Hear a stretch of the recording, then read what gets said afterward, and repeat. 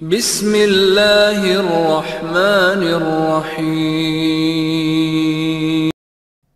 کلمہ لا الہ الا اللہ کی چوتھی شرط ہے الانقیاد المنافی للترک،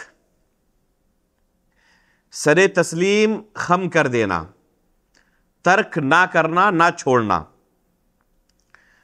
ترک کرنا یہ سر تسلیم خم کرنے کے منافی ہے، اپوزٹ ہے۔ جب اس کے سامنے کلمہ لا الہ الا اللہ کو پیش کیا جائے تو اس کے سامنے سر تسلیم خم کر دے، مختلف طرح کے اشکالات پیدا کر کے، اعتراضات پیدا کر کے اسے مشکل نہ بنائے۔ بہت سارے لوگ کیا کرتے ہیں، جب اس کے سامنے اس کلمے کو پیش کیا جائے، اس دین کو پیش کیا جائے، تو وہ ڈائریکٹ انکار نہیں کرتے، لیکن مختلف طرح کے اشکالات پیش کرتے ہیں، اور ان اشکالات کے ذریعے وہ یہ ظاہر کرنا چاہتے ہیں کہ یہ دین، یہ اسلام بالکل پرفیکٹ نہیں ہے، اس میں محل اشکال بہت سی چیزیں ہیں جو ہمارے عقل کے اندر نہیں آ پا رہی ہے۔ مختلف طرح کے لوگوں نے اس دین پر مختلف طریقوں سے اعتراض کیا۔ یہ تمام چیزیں انقیاد کے مخالف ہے، سر تسلیم خم کر دینے کے مخالف ہیں۔ یہ صفت ایک بندے کے اندر نہیں پائی جانی چاہیے۔ اللہ رب العالمین کی کوئی بات، رسول اللہ صلی اللہ علیہ وسلم کی کوئی بات سامنے آ جائے، اللہ کا حکم ہے، رسول اللہ صلی اللہ علیہ وسلم کی حدیث میں یہ ثابت ہے، چاہے اپنے عقل کے اندر آئے نہ آئے، وہاں پر سر تسلیم خم کر دے۔ اگر اللہ رب العالمین نے کہا ہے، رسول اللہ صلی اللہ علیہ وسلم نے کہا ہے، تو سچ ہے، یہ ہم سر تسلیم خم کر دیتے ہیں، چاہے اپنے عقل کے اندر آئے، اپنے خواہشات نفس کے موافق ہو، مخالف ہو۔ اگر شریعت ہے تو وہاں پر بلا چوں چرا، جسے کہتے ہیں بلا چوں چرا، اسے تسلیم کر لیا جائے۔ یہ کب ہوگا؟ جب نفس کے اندر انقیاد کی صفت ہوگی۔ اگر انقیاد کی صفت نہ ہو تو یہیں سے بہت ساری خرابیاں جنم لیتی ہیں۔ چنانچہ آپ پائیں گے بہت سارے ایسے لوگوں کو جو اپنے آپ کو مفکر کہتے ہیں، دانشور کہتے ہیں، اسلامی اسکالر کہتے ہیں، اور کتاب اللہ اور سنت رسول کے متعلق بے شمار چیزوں کے بارے میں عجیب و غریب قسم کے اعتراضات کرتے ہیں، شکوک و شبہات پیش کرتے ہیں، اور پھر ان چیزوں کو یا تو مشکوک بنا دیتے ہیں یا پھر رد کر دیتے ہیں، ان چیزوں کو ترک کر دیتے ہیں، قبول نہیں کرتے، سر تسلیم خم نہیں کرتے۔ جب ان کے سامنے رجم کا حکم بیان کیا جائے کہ اللہ رب العالمین کی شریعت ہے، اگر کوئی زانی شادی شدہ ہو تو اسے رجم کر دیا جائے، کہتے ہیں کہ یہ انسانیت کے خلاف ہے۔ آج اس ماڈرن زمانے میں یہ ظلم و بربریت ہے، آج کے زمانے میں کیسے یہ قابل قبول ہو سکتا ہے؟ ان کے سامنے کوئی حدیث پیش کی جائے، اپنے عقل کی کسوٹی پر تولتے ہیں، اگر عقل کے موافق ہوئی تو قبول کریں گے، ورنہ پھر رد کر دیں گے۔ چنانچہ بے شمار ایسی حدیثوں کو جو ان کے عقل کے موافق نہ ہوئی، انہوں نے کیا کیا؟ شکوک و شبہات پیدا کرنے شروع کیے۔ سلیمان علیہ السلام کے متعلق صحیح مسلم کے اندر انتہائی نظیف سند سے حدیث موجود ہے کہ انہوں نے ایک ہی رات اپنی 70 سے زائد بیویوں کے ساتھ جمع کیا، اور اللہ رب العالمین سے یہ امید رکھی کہ ہر ایک کے بطن سے ایک مجاہد پیدا ہوگا جن کے ساتھ وہ اللہ کے راستے میں جہاد کریں گے۔ انشاءاللہ کہنا بھول گئے، نتیجتاً صرف ایک بیوی حاملہ ہوئی، اور اس سے بھی مکمل لڑکا پیدا نہیں ہوا، بلکہ آدھا ناقص الخلقت ایک بچہ پیدا ہوا۔ اب کچھ لوگ کہتے ہیں کہ ایک ہی رات 70 سے زائد بیویوں سے مجامعات یہ عقلاً ممکن نہیں ہے، اور عقل کی کسوٹی پر پرکھنے کے بعد کہتے ہیں کہ یہ حدیث کسی بھی صورت میں معقول نہیں ہے، اس لیے قبول نہیں کر سکتے ہم۔ یہ انقیاد کے خلاف ہے، اور لا الہ الا اللہ کے شروط میں سے ایک شرط ہے کہ انقیاد کی صفت ہو۔ کتاب اللہ اور سنت رسول کے اندر بات آ گئی، سر تسلیم خم ہے، بلا چوں چرا ہم اسے قبول کرتے ہیں، رد نہیں کرتے، اس بارے میں اشکال پیدا کر کے اسے مشکوک نہیں بناتے۔ اللہ کے رسول صلی اللہ علیہ وسلم نے ممبر پر کھڑے ہو کر تمیم داری رضی اللہ تعالیٰ عنہ سے نقل کیا کہ وہ ایک دریائی سفر پر گئے تھے، ان کی کشتی طوفان کا شکار ہو گئی، ایک جزیرے پر پہنچے اور وہاں پر دجال کو بیڑیوں کے اندر جکڑا ہوا دیکھا۔ صحیح مسلم کے اندر انتہائی نظیف سند سے یہ حدیث موجود ہے،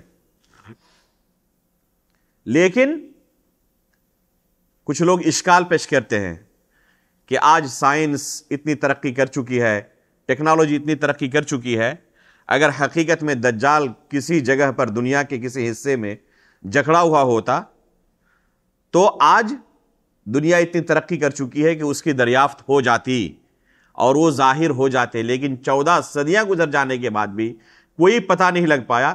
اس کا مطلب کہ یہ ایک افسانہ ہے، حالانکہ حدیث صحیح مسلم کے اندر ہے۔ انہیں سر تسلیم خم کرنا نہیں آتا، اپنے عقل کی کسوٹی پر اسے پرکھتے ہیں اور پھر رد اور قبول کرنے کا مرحلہ اس کے بعد ان کے ہاں آتا ہے۔ یہ کلمہ لا الہ الا اللہ کے شروط کے مخالف ہے۔ قبول کی صفت ہو، رد نہ ہو، انقیاد ہو، سر تسلیم خم کر دے، بلا چو چرا تسلیم کر لیں، ترک نہ کریں۔ یہ دو شرطیں ہیں، قبول کی اور انقیاد کی۔ تو یہ دونوں شرطیں اگر کسی کے پاس نہیں پائی جا رہی ہیں تو کلمہ لا الہ الا اللہ کے شروط کو پورا نہیں کر رہا ہے۔ اور افسوس کہ ایسے لوگوں کو دانشور کہا جاتا ہے۔ ایسے بے شمار آپ کو مفکرین اور دانشور بر صغیر کے اندر مل جائیں گے۔ مولانا مودودی نے مجامعات والی حدیث سلیمان علیہ السلام کی، اسی طرح دجال کے کسی جزیرے میں جکڑے ہونے والی حدیث کو اسی طرح کے اشکالات پیش کر کے رد کرنے کی کوشش کی ہے۔ وہ ڈائریکٹ حدیث رسول کا انکار نہیں کرتے، لیکن ایسے ایسے اشکالات پیش کرتے ہیں جو کہ حقیقت میں منکرین سنت کے اشکالات ہیں۔ اس کا نتیجہ کیا نکلے گا؟ کیا اسے بلا چوچرا تسلیم کرنا کہا جاتا ہے؟ اب وہ کہتے ہیں کہ دجال کو میں مانتا ہوں۔ جب کہا جائے کہ آپ دجال کا انکار کر رہے ہیں تو کہتے ہیں نہیں، دجال کو تو میں مانتا ہوں۔ اس کی دلیل یہ ہے کہ نماز کے اندر میں بھی اللہم انی اعوذ بک من عذاب القبر واعوذ بک من فتنۃ المسیح الدجال دعا پڑھتا ہوں۔ اگر آپ دجال کو مانتے ہیں تو یہ اشکال پیدا کرنے کا معنی کیا ہے؟ حدیث رسول آئے بلا چوچرا تسلیم کر لیں۔ اگر حدیث کی سند صحیح ہے تو قابل قبول ہے، لیکن اس طرح کے اشکالات پیش کر کے لوگوں کے درمیان اسے مشکوک کرنا یہ انقیاد کے خلاف ہے۔ تو لا الہ الا اللہ کی شرط کیا ہے کہ سر تسلیم انسان خم کر دے، وہاں پر اشکال پیش کر کے مشکوک بنانے کی کوشش نہ کرے۔ جیسا آیا ہے ہمیں قبول ہے۔ اگر یہی معیار رہا کہ ہمارے دماغ میں، ہمارے عقل میں یہ بات نہیں آ رہی، اس لیے کیسے اسے قبول کر لیں، تو اس کسوٹی پر قرآن کی بہت ساری آیتیں بھی آپ کے دماغ میں نہیں آئیں گی۔ کیا ایک ہی رات کسی کا مکہ سے بیت المقدس کی کیا کہتے ہیں کہ زیارت کرنا، سفر کر کے جانا اور پھر ایک ہی رات میں واپس آ جانا، یہ معقول ہے؟ آج کی تاریخ میں بھی کیا کوئی کر سکتا ہے اتنی ترقی کر جانے کے باوجود؟ اللہ رب العالمین نے قرآن کریم کے اندر اس کو بیان کیا ہے، سبحان الذی اسری بعبدہ لیلا من المسجد الحرام الی المسجد الاقصی۔ تو کیا اس بنا پر قرآن کی آیت کا بھی آپ انکار کر دیں گے؟ اقتربت الساعۃ وانشق القمر، انشقاق قمر کا قصہ اللہ رب العالمین نے قرآن کے اندر بیان کیا ہے۔ صحیح بخاری کے اندر یہ پورا واقعہ تفصیل کے ساتھ موجود ہے۔ حافظ ابن حجر نے فتح الباری کی شرح میں ذکر کیا ہے، اس زمانے میں بھی ایسے مفکرین تھے، یہ آج کل کے زمانے کے مفکرین یہ نہ سمجھے کہ ہم نے کوئی ایک نئی چیز دریافت کر لی ہے. ایسے باطل افکار قدیم زمانے سے موجود ہیں اور ہمارے اسلاف نے ان پر قدیم زمانے سے رد کیا ہے. حافظ ابن حجر نے فتح الباری کے اندر ان تمام لوگوں پر رد کیا ہے جو اس واقعے کو ثابت نہیں مانتے. کس بنا پر ثابت نہیں مانتے؟ اپنے عقلی دلائل کی بنا پر، کہ کیسے ممکن ہے کہ چاند 2 ٹکڑا ہو چکا ہو، اگر اس طرح ہوا ہوگا تو پوری دنیا کے لوگ دیکھیں گے، اگر پوری دنیا کے لوگ دیکھیں گے تو ہر ایک کی کتابوں میں اس کا تذکرہ ہونا چاہیے، اتنا بڑا واقعہ ہے. لیکن ہمیں دوسرے مذہب کی کتابوں کے اندر اس کا تذکرہ نہیں ملتا، قدیم مورخین کی کتابوں میں اس کا تذکرہ نہیں ملتا، صرف صحیح بخاری اور قرآن کے اندر ملتا ہے. اس لیے حقیقت میں ایسا واقعہ ہوا نہیں. اگر ہوا ہوتا تو دوسرے کتابوں کے اندر بھی ہمیں، جو قدیم تاریخ کی کتابیں ہیں، ہسٹری کی کتابیں، ان کے اندر بھی ملنا چاہیے تھا. اس طرح کے عذر لنگ کو پیش کر کے، اس طرح کی چیزوں کو پیش کر کے صحیح بخاری کی حدیث کو مشکوک بناتے ہیں. قرآن کے اندر اللہ رب العالمین نے اس واقعے کی طرف اشارہ کیا، قبول نہیں ہے. تو اگر یہ بیماری ذہن کے اندر داخل ہو جائے تو صرف احادیث رسول نہیں، قرآن کی آیتیں بھی مشکوک نظر آئیں گی. ایک مومن کی یہ صفت نہیں ہونی چاہیے. ایک مومن کے اندر انقیاد کی صفت ہو، سر تسلیم خم ہے، ہمیں بلا چوں چرا تسلیم ہے. اگر اللہ رب العالمین نے کہا ہے، اس کے رسول نے کہا ہے، تو ہمیں کوئی یہاں پر اشکال نہیں ہے. صحیح بخاری کے اندر ایک روایت ہے، ابو بکر صدیق رضی اللہ تعالیٰ عنہ اور عمر فاروق رضی اللہ تعالیٰ عنہ کے متعلق رسول اللہ صلی اللہ علیہ وسلم کس یقین اور کانفیڈنس کے ساتھ اپنے صحابہ کے سامنے کہتے ہیں ایک واقعہ بیان کرنے کے بعد کہ ایک گائے کے اوپر ایک بندے نے سواری کی، تو اس گائے نے آواز نکالی اور باضابطہ کہا کہ اللہ رب العالمین نے مجھے اس کام کے لیے پیدا نہیں کیا ہے. اب کسی گائے کا بات کرنا کیا یہ معقول ہے؟ گائے بات کر سکتی ہے؟ اگر اسی طرح عقل کی کسوٹی پر پرکھا جائے تو کیا کریں گے لوگ؟ فوراً انکار کر دیں گے، انقیاد کی صفت نہیں ہوگی. اللہ کے رسول صلی اللہ علیہ وسلم یہ واقعہ بیان کرنے کے بعد اپنے صحابہ کے سامنے کیا کہتے ہیں کہ میں اس پر ایمان رکھتا ہوں کہ اس گائے نے اس طرح بات کی، اور ابو بکر صدیق اور عمر فاروق بھی اس پر ایمان رکھتے ہیں، حالانکہ اس مجلس میں موجود نہیں ہے. حالانکہ اس مجلس میں ابو بکر صدیق اور عمر فاروق موجود نہیں ہیں، اور اللہ کے رسول صحابہ کے سامنے اس قصے کو بیان کرتے ہیں اور کہتے ہیں میرا اس پر ایمان ہے اور ابو بکر و عمر کا بھی اس پر ایمان ہے. یعنی اللہ کے رسول کو کتنا بھروسہ تھا اپنے ان دونوں صحابہ پر کہ ان کے سامنے اگر پیش کیا جائے تو عقل کی کسوٹی پر پرکھ کر اس کو رد نہیں کریں گے. اللہ کے رسول نے کہا ہے، بالکل سر تسلیم خم ہے. تو یہی ہمارے اندر صفت ہونی چاہیے کہ اللہ اور اس کے رسول نے کہا ہے، ہمیں بلا چوچرا تسلیم ہے، سر تسلیم خم ہے. تو یہ لا الہ الا اللہ کے شروط میں سے چوتھی شرط ہے.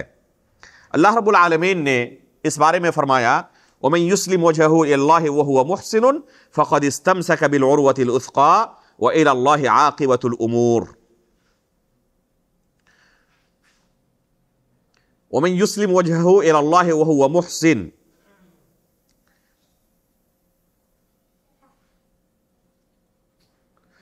فَقَدِ اسْتَمْسَكَ بِالْعُرْوَةِ الْوُثْقَىٰ. اللہ رب العالمین کا ارشاد ہے کہ جو اللہ رب العالمین کے احکام کے سامنے سر تسلیم خم کر دے، اس حال میں کہ وہ محسن ہو، تو اس نے حقیقت میں کلمہ لا الہ الا اللہ کو مضبوطی کے ساتھ تھامے رکھا ہے.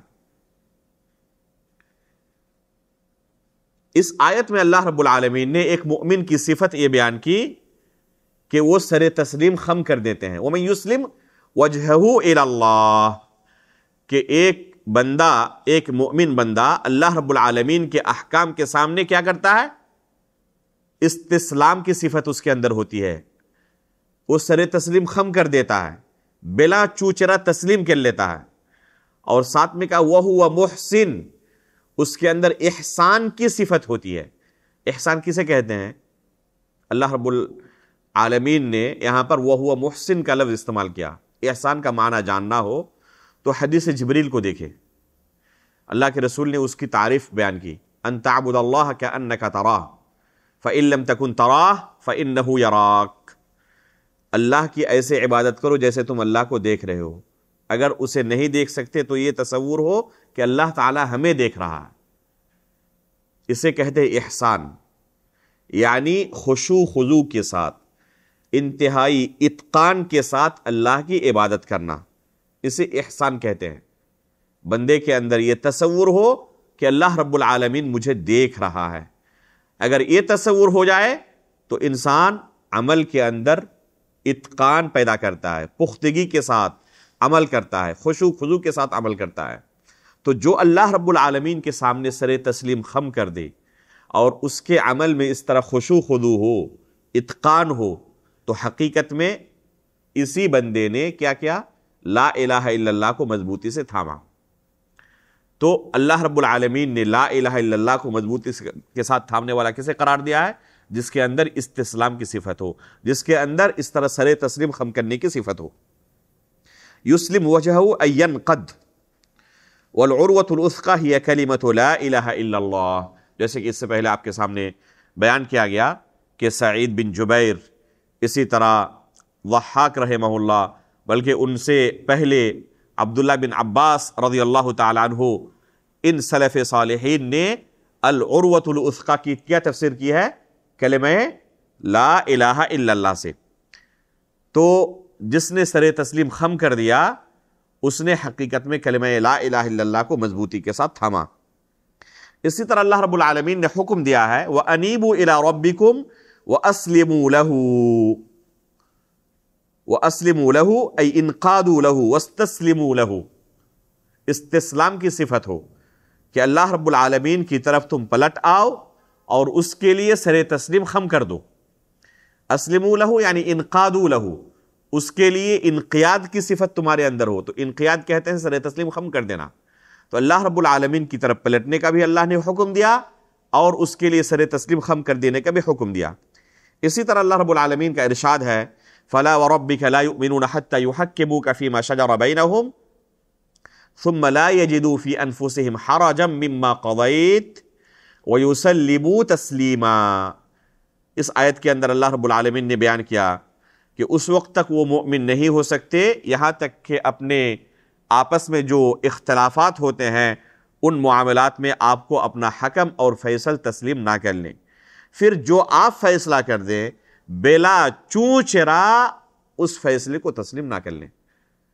تو اسے کہتے ہیں انقیاد، استسلام، اور یہ کلمہ لا الہ الا اللہ کی ایک شرط ہے کہ اس طرح کی صفت انسان کے اندر پائی جائے، تب اسے کہا جائے گا کہ اس نے کلمہ لا الہ الا اللہ کے تقاضے کو پورا کیا ہے، اس کے شروط و ضوابط کو پورا کیا ہے۔ اور ایسے بندوں کے لیے اللہ رب العالمین نے یہ فضیلت رکھی ہے کہ وہ جنت سے محروم نہیں ہوں گے۔ اللہ رب العالمین کی جنت ان کے لیے گارنٹی ہے، ایسے بندے اللہ رب العالمین کی جنت سے محروم نہیں ہیں۔